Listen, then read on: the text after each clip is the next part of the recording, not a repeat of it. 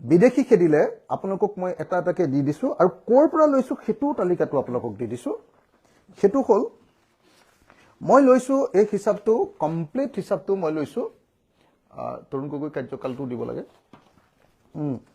complete কাৰ্যকালটো মই লৈছো এটো মোৰ প্ৰশ্নৰ উত্তৰ মই এটা প্ৰশ্ন কৰিছিলো অসম বিধানসভাত অসম বিধানসভাত তৰাবিহীন প্ৰশ্ন নম্বৰ 50 উত্তৰ দানৰ তাৰিখ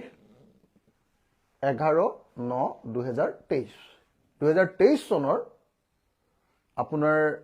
সেপ্টেম্বৰ মাহত 11 তাৰিখৰ দিনা মোক উত্তৰ দিছিলে মাননীয় গৃহ বিভাগৰ মন্ত্ৰী তাৰমানে অসমৰ মুখ্যমন্ত্ৰী হিমন্ত বিশ্ব শৰ্মাই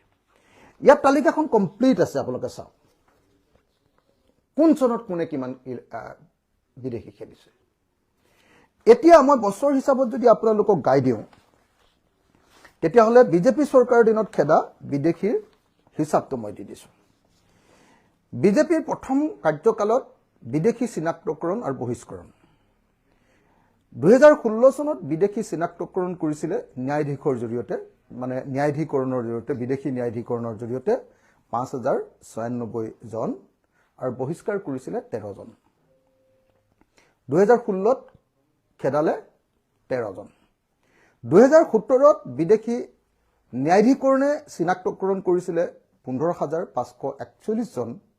আৰু বহিষ্কাৰ কৰিছিলে 26 জন এটো সৰ্বানন্দ সোণোৱালৰ কাৰ্যকাল 2018 চনত 26823 জন বিদেশীক চিনাক্তকৰণ কৰা হৈছিল আৰু খেদাইছিলে 65 জন 2019 চনত 24209 জন বিদেশীক চিনাক্তকৰণ কৰিছিল ন্যায়াধীকৰণে আৰু খেদিছিলে 87 বা 87 জন আৰু 2020 চনত 4355 জন বিদেশীক চিনাক্তকৰণ কৰিছিল আৰু খেদিছিলে 69 জন গতিকে বিজেপিৰ প্ৰথম কাৰ্যকালত অৰ্থাৎ 2016 পৰা 2020 লৈকে এই কাৰ্যকালটোত সৰ্বমুঠ বিদেশী চিনাক্তকৰণ হৈছিল 76024 জন 76024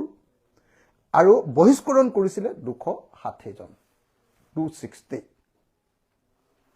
5 বছৰত বিজেপিয়ে বিদেশী বহিষ্কৰণ কৰিছিল 260 জন এটা 5 বছৰত যদি 260 জন বিদেশী খেদে